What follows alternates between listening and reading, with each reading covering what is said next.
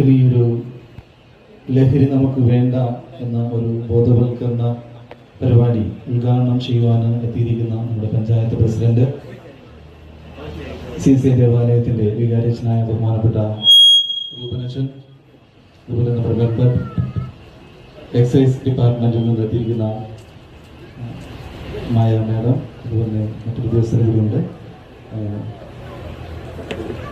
പ്രത്യേകമായിട്ട് നമ്മൾ ഇന്ന് ഈ ഒരു അവസരം ചുരുങ്ങിയൊരു സമയം കൊണ്ട് ഈ ഒരു ചിന്ത നിങ്ങൾക്ക് നൽകുവാൻ വേണ്ടിയാണ് എല്ലാവരും ഇവിടെ ഒരുമിച്ച് കൂടിയിരിക്കുന്നത്.